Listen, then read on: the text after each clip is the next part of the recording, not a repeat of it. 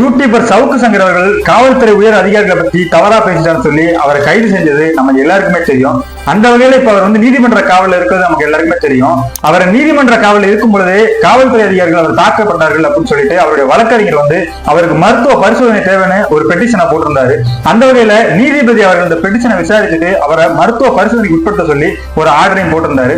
இதுல என்ன ஒரு கேள்வி கூத்துனா, இந்த அரசியல் கட்சி தலைவர்கள் எலெக்ஷனுக்கு 200 ரூபாய் கூட்டிட்டு போயிட்டு கோஷம் போடுற மாதிரி சவுக்கு சங்கர் அவர்கள் மருத்துவமனைக்கு கூட்டிட்டு போற வழியில அவர் எதிர்த்து கோஷம் போட சொல்லி கூட்டிட்டு வந்ததுதான் இங்க பெரும் கேலி கூத்தா பார்க்கப்படுது. அங்க வந்த மக்களுடைய அறியாமை எந்த அளவுக்கு இருக்குன்னா, எதுக்கு கூட்டிட்டு வந்தாங்க தெரியல, வந்து கோஷம் போட சொன்னாங்க அப்படின்னு சொல்லி விளக்கமாக செருப்பும் கையில வச்சுட்டு கட்டினதான் இங்க பெரிய கூத்தா பார்க்கப்படுது.